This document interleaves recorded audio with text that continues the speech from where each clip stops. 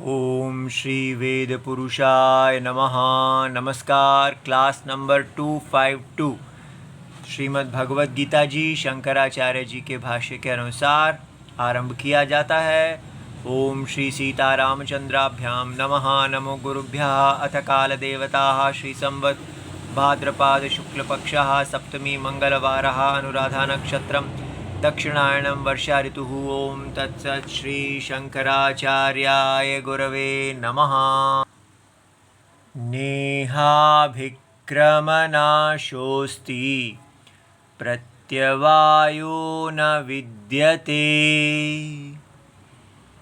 स्वल्पम् अप्यस्य धर्मस्य त्रायते महतो भयात्। अध्याय नंबर 2 श्लोक नंबर 40 श्रीमद् भगवद गीता जी और पुस्तक है Gita press Gorakhpur book number 10 Shankaracharya ji के भाष्य वाली। अच्छा जी, तो अब हमारा ये विषय शुरू हो गया है कर्म योग। और कर्म योग की स्तुति करते हुए भगवान कहते हैं कि न इह अभिक्रम नाशो अस्ति।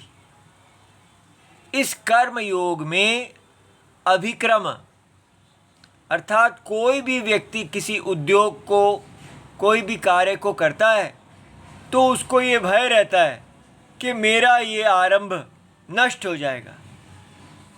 तो भगवान कहते हैं कि यहाँ पर कर्म योग में कोई भी आरंभ का नाश होने का भय नहीं है। प्रत्यवायो न विद्यते, और ना ही यहाँ पर कोई विपरीत फल आने का आशंका है। स्वल्पम अपि अस्य धर्मस्य, अधिक नहीं थोड़ा भी यदि आप इस कर्म योग बुद्धि को समझ जाते हैं, इसके अनुसार जीते हैं, तो त्रायते महतो भयात्, बहुत बड़े भय से ये आपकी रक्षा करता है। तो शंकराचार्य जी से समझते हैं कि क्या है ये कर्मयोग।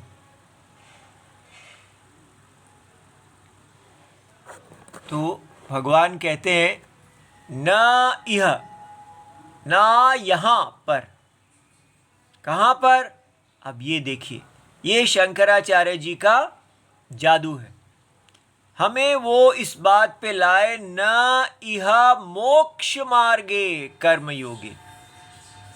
अच्छी तरह समझिए, इस कर्म योग का मतलब क्या है? मोक्ष मार्ग। इस मोक्ष मार्ग पे अगर आप आए हैं, जो कर्म योग है, तो इसमें अभिक्रम नाश। अभिक्रम क्या है? अभिक्रमणम। अभिक्रमः माने आरंभ। कोई भी कार्य आप आरंभ करते हैं तो तस्य नाशः नास्ति यथा कृष्यादि। जैसे ऐसे आपने खेत बोया, कृषि किया, फार्मिंग, तो वहाँ पर हर समय भय रहेगा कि मेरी लगाई हुई ये खेती क्या मुझे फल देगी या ये सारी खेती नष्ट हो जाएगी।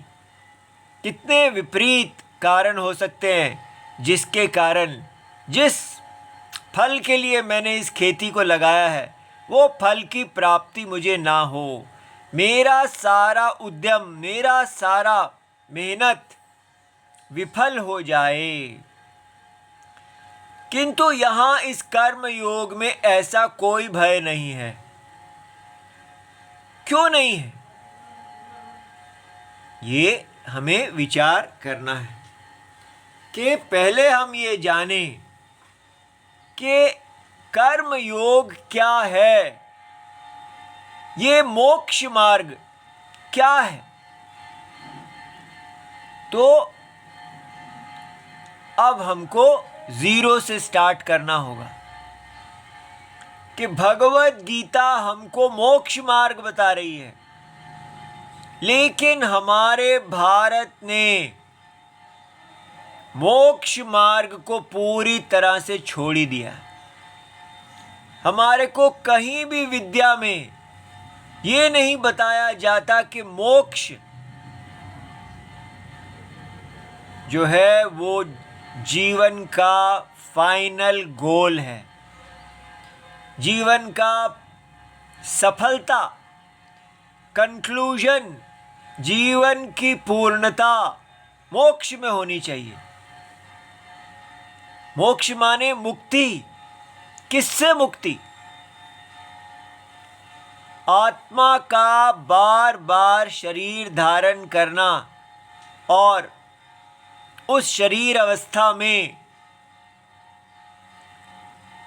भोगों के लिए तड़पना, उनके लिए कार्य करना, भय में रहना, सदा शरीर के नष्ट हो जाने के विषय में भय में रहना, मोह अवस्था में रहना और उस दुख अवस्था में धर्म अधर्म को करना और बार बार शरीर प्राप्त करना। ये सब दृष्टि, वैदिक दृष्टि हमारी विद्या में से पूरी तरह माइनस कर दी गई है। हमको पता ही नहीं है कि हम मोक्ष मार्ग को जानते ही नहीं और ना ही हमारी कोई इच्छा है। भारत की हिंदुओं की शिक्षा क्या है? बचपन से ही माताजी और पिताजी लग जाते हैं कि बेटा अर्थ और काम, अर्थ और काम, पैसा है तो सब कुछ है, पैसा है तो सब कुछ है, और पैसे के लिए तुमको उच्च विद्या चाहिए। लग जाओ, पढ़ने में लग जाओ और उच्च विद्या से उच्च पदों को और उच्च धन को कमा लो। उच्च पद और उच्च धन अगर आपके पास है तो आपके पास सब कुछ है। इसके अतिरिक्त कोई विद्या भारत में है ही नहीं। पैसा है तो भगवत गीता भी पढ़ लेना, पैसा है तो सब कुछ मिलेगा, पैसा है नहीं है तो कुछ नहीं मिलेगा। इसलिए जीवन का एकमात्र गोल पैसा। पैसा आ जाने से आपको काम की प्राप्ति भी हो जाएगी। जैसे एक कहानी है, मिदास की कहानी। वो कहानी में वो व्यक्ति सदा यही इच्छा करते हैं कि मैं जिस चीज़ को छूऊं वो सोने का हो जाए, और वो अपनी बेटी को भी छू देते हैं जाके, और बेटी भी सोने की हो जाती है। उस कहानी में ये समझ में आती है कि पैसे की इच्छा करने वाला अपनी बेटी तक को पैसा बना देता है। इसलिए जो अर्थपरायण है उसके लिए काम का भी कोई महत्व नहीं रह जाता। वो केवल सोना सोना सोना करता रह जाता है। और हम कितनी दूर निकल आए हैं। धर्म, अर्थ, काम, मोक्ष, इतना समझाने में भी कितना कठिनाई हो रही है कि धर्म से अर्थ और काम की प्राप्ति होनी चाहिए। केवल अर्थ काम परायणता विनाश मार्ग है। इसलिए हम मोक्ष मार्ग से इतना दूर क्यों हैं? क्योंकि हमें तो धर्म मार्ग भी नहीं पता है। इसलिए धर्म मार्ग क्या है? अगर आपसे पूछा जाए कि कौन है आपका, आपका कौन है इस संसार में, भारत से पूछा जाए, भारत बताओ तुम्हारा कौन है? क्या अमेरिका तुम्हारा है, या रशिया तुम्हारा है, या चाइना तुम्हारा है, या कौन सा देश है जो तुम्हारा अपना है, जो तुम्हारा मित्र है? कह सकते हैं किसी को मित्र? सब लोग अपने अपने अपने हैं। उस तात्कालिक परिस्थिति में हम किसी को अपना मित्र बनाते हैं तो कोई शत्रु हो जाता है। हर समय वर्ल्ड वॉर, और उसमें कोई एक पक्ष में चला जाएगा, कोई दूसरे पक्ष में चला जाएगा। तो धर्म का क्या मतलब है?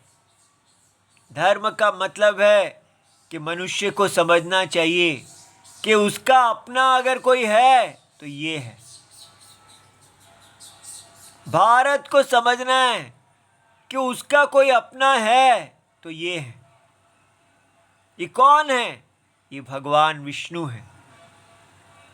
सारा जगत जिनका शरीर है वो भगवान विष्णु ही आपके अपने हैं, और कोई अपना नहीं है। नहीं मेरी पत्नी, मेरे बच्चे, मेरा परिवार, मेरी जाति, मेरे दोस्त, मेरा देश, कोई अपना नहीं है। क्यों नहीं है? आप ऐसा क्यों हमेशा नेगेटिव बातें करते हैं?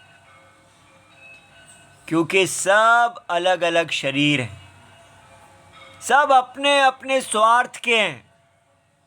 स्वार्थ हमें जोड़ता है और स्वार्थ हमें तोड़ देता है।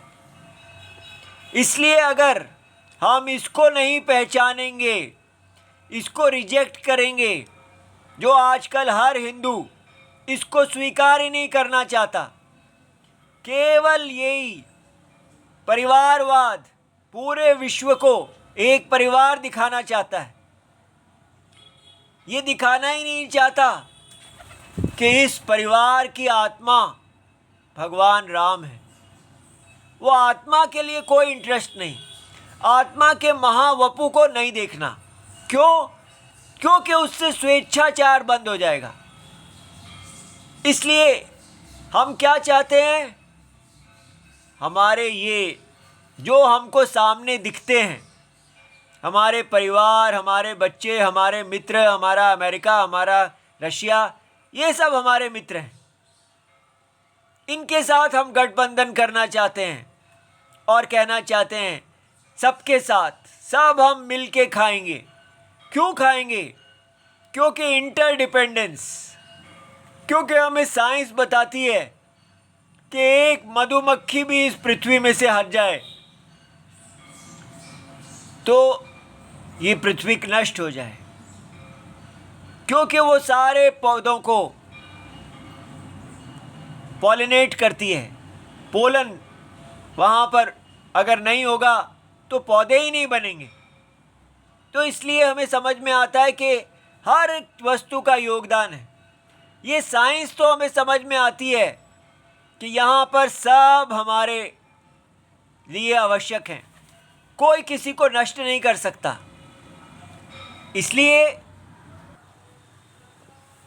इसलिए ये म्यूचुअल इंटरडिपेंडेंस, परस्पर आश्रितता के सिद्धांत पे हम सबको साथ जोड़ के रखना चाहते हैं। लेकिन इस प्रकार कोई भी जो भी स्वार्थ के साथ जुड़ेगा, व्यक्तिगत स्वार्थ के साथ, वो व्यक्तिगत स्वार्थ के साथ टूट जाएगा।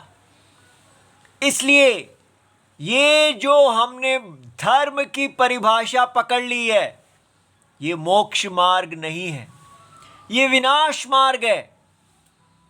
धर्म किसी भी प्रकार से बिना वेद के परिभाषित नहीं किया जा सकता। जो भारत इतना धर्म की परिभाषा में मोहित हुआ है, अगर इसको ठीक करने के लिए समय नहीं लगाएगा और जल्दी जल्दी में कितने भी भगवत गीता पढ़ ले, उसका कोई लाभ नहीं होगा। हमें बैठ के ये सोचना ही पड़ेगा कि ये धर्म की परिभाषा कि सब इस पृथ्वी का दोहन करें सोच समझ के, और जीवन में उच्च पैसा हो तो सब कुछ है, बस पैसा कमाओ और उसको खाओ, पैसा कमाओ खाओ, यही जीवन की सफलता है। ये विनाश मार्ग है। किसके साथ खाएंगे? स्वार्थियों के साथ। उन स्वार्थियों को अपने पैसे से खरीद लो। आपको आश्चर्य होगा कि जहां जहां गुरुकुल में हम पढ़ने के लिए गए, हर जगह यही धर्म की परिभाषा बताई गई कि व्यक्ति के पास पैसा है, उससे सबको खरीद लो, और कोई तरीका ही नहीं है जीने का। उनको खरीद लो और फिर तत्व चिंतनम करो। लेकिन जीवन में पैसा ही एकमात्र है जिसके कारण आप दुनिया को खरीद सकते हैं, उसको अपने अनुकूल कर सकते हैं। जिसके पास पैसा नहीं, वो दुनिया को अनुकूल नहीं कर सकता। तो सच ही तो कह रहे हैं, ठीक तो कह रहे हैं। अगर इसको आप ठीक मानते हैं तो फिर जो ये अनुकूलता पैसे से खरीदी जाती है, उसके अंदर कोई प्रेम नहीं है। तो प्रेम किसको चाहिए? नौकर रखो, पत्नी भी नौकर है, पति भी नौकर है, बच्चे भी नौकर हैं, सबको खरीद लो और उनको सैलरी दो, दोस्तों को खरीद लो और मजा करो। प्रेम किसको चाहिए? वो जो नौकरों के साथ जीना है, वो नौकर भी आपको तब तक नौकरी करेंगे जब तक उनका स्वार्थ है। कब वो आपका गला काटेंगे। इसलिए उन नौकरों के भी आप उनको खरीद नहीं सकते, किसी को खरीद नहीं सकते। वो उसका स्वार्थ आपका शत्रु बनेगा। जब तक सारे स्वार्थी हैं, यहां पर सब एक दूसरे का गला काटने के लिए बैठे ही रहेंगे। हर व्यक्ति चाहेगा कि मैं मालिक हो जाऊं और ये बाकी मेरा दास हो। इसलिए किसी भी प्रकार से आप स्वार्थ को तोड़ नहीं सकते। स्वार्थी, अगर हम सब अलग अलग शरीर हैं तो धर्म की परिभाषा कितना भी आप फेयर प्ले बना लें, सारा समाज सदा दुख में रहेगा। ये केवल एक भ्रांति है, लेकिन हमारे हिंदू नहीं समझ रहे हैं। हमारी हिंदू पार्टियां ही हमारे परिवारों को व्यक्तिवाद की तरफ लेके जा रही हैं। सब अलग होके अपनी आर्थिक शक्ति बने, इकोनॉमिक इंडिपेंडेंस। बस सबके पास पैसा हो। अगर सबके पास पैसा है तो तभी सभी सुरक्षित हैं। यही पढ़ाया जा रहा है, यही धर्म पढ़ाया जा रहा है।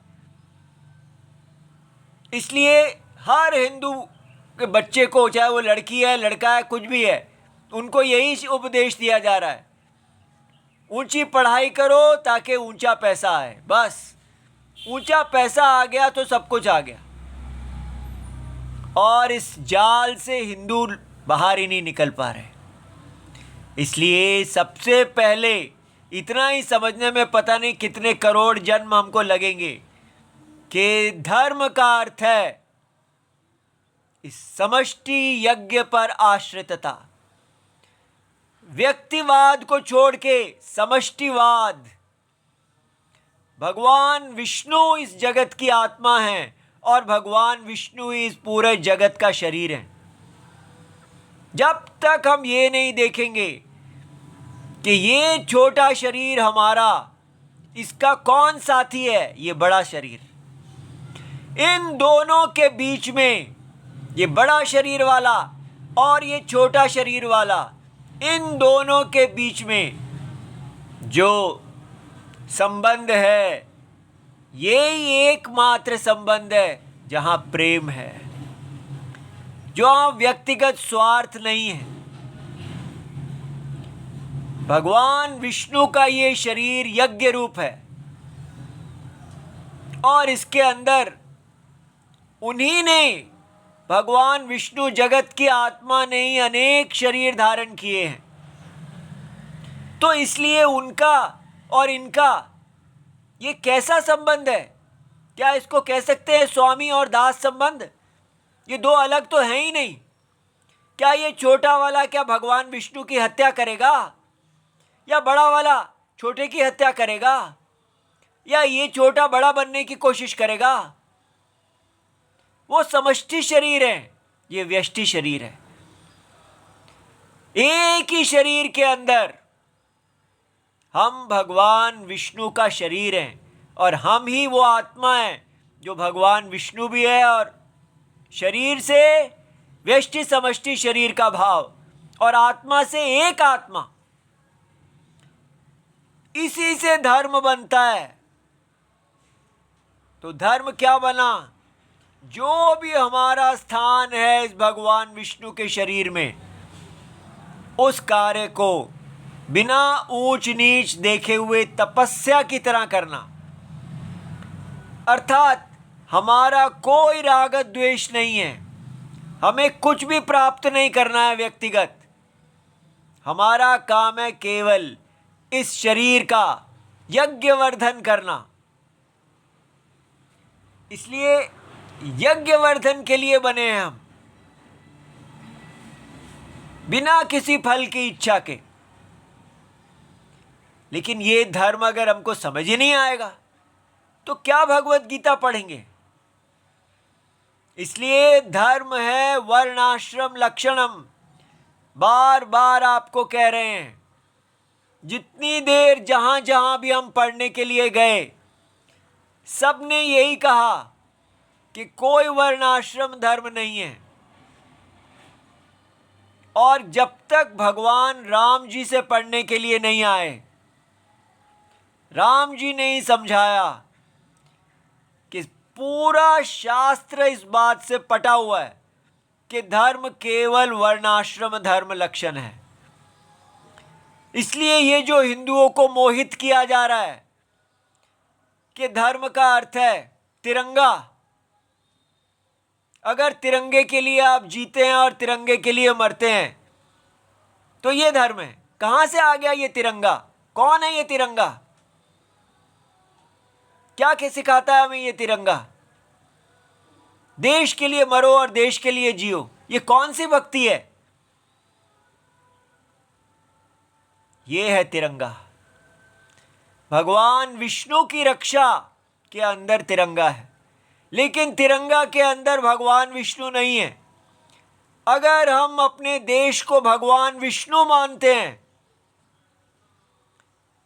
तो हमारा तिरंगा अपने आप सुरक्षित हो जाएगा।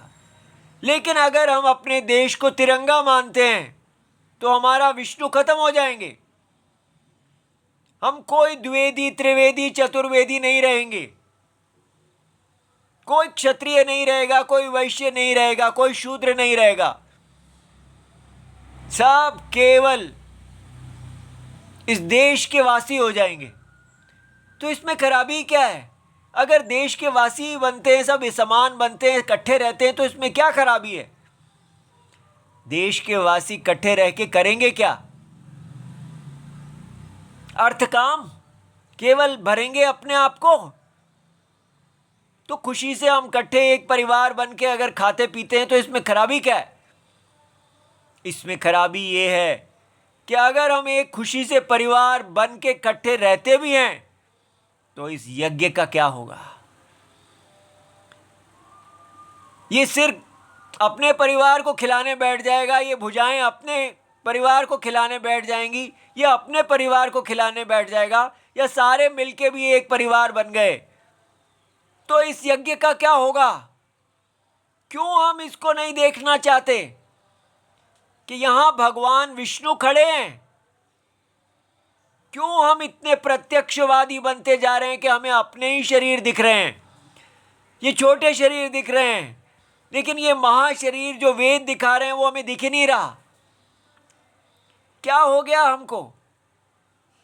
करोड़ों सालों से हमने इस वर्णाश्रम की रक्षा की और एकदम 50 सालों के अंदर अंदर ये वर्णाश्रम कुछ रह ही नहीं गया। इसलिए अगर हम इस भगवत गीता को समझना चाहते हैं, यह मोक्ष मार्ग है। कौन सा मोक्ष मार्ग है?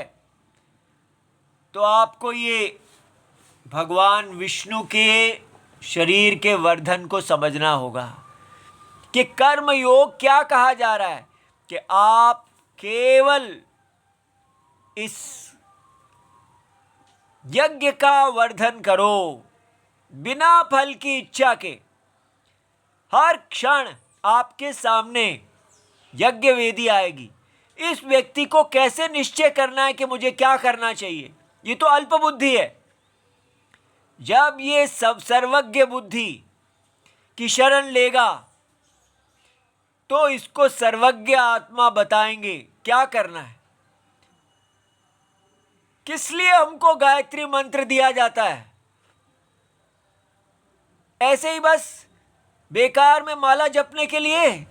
क्यों हम अपने सारे मंत्रों के अर्थ जीरो कर रहे हैं?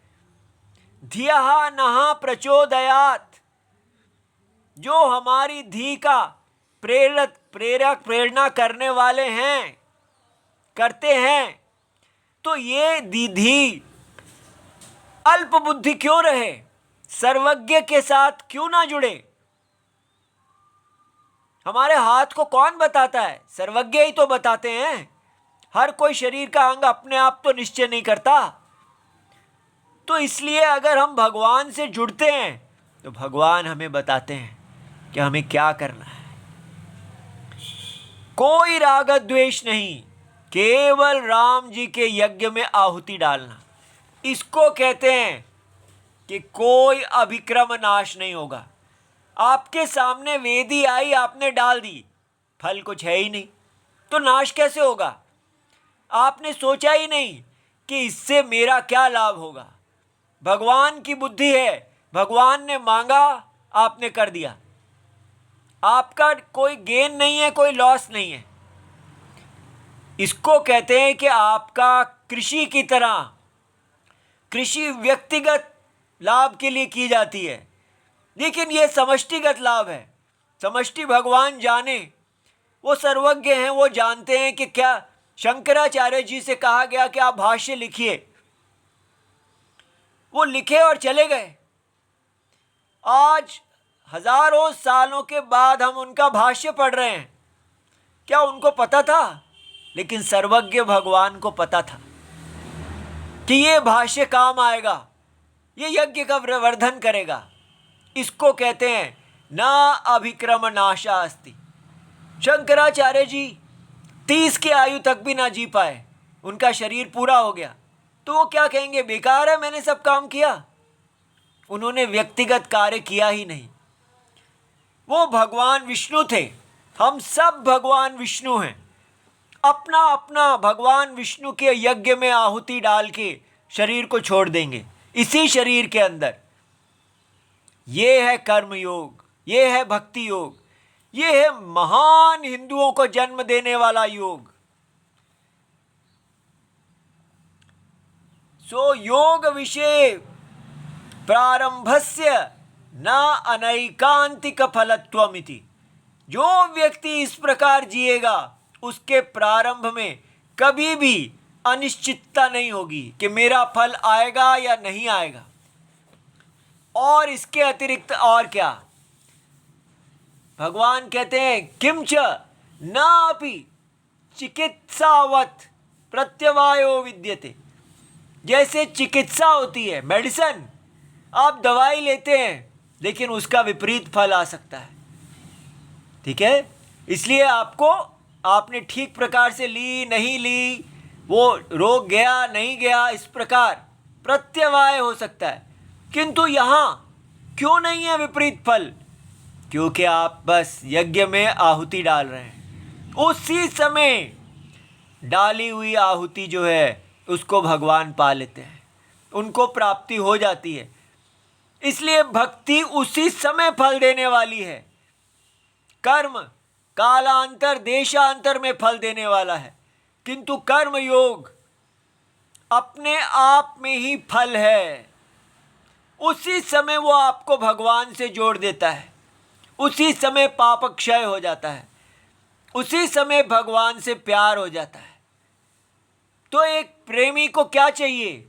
अपने प्रियतम का आलिंगन, बस। तो ये आपको उसी समय भगवान से जोड़ देता है। तो इसमें कहाँ कोई प्रॉब्लम है? किंतु न भवति स्वल्पमपि अस्य योग धर्मस्य, थोड़ा भी अगर हम इसको जानेंगे, त्रायते रक्षति महतः संसार भयात जन्म मरणादि लक्षणम। तो ये समझिए, ये कर्म योग जन्म मरणादि संसार भय से मुक्ति देने वाला है। कृपया हम हिंदू जागें और इसमें आए। हमें तो पॉलिटिकल यूनिटी के लिए जगाया जा रहा है, लेकिन हम अपने वेद शास्त्र के चक्षुओं से बिल्कुल ही सब बंद करके बैठे हैं। राम जी हमारी रक्षा कीजिए। ओम नमो भगवते वासुदेवाय। प्रणाम।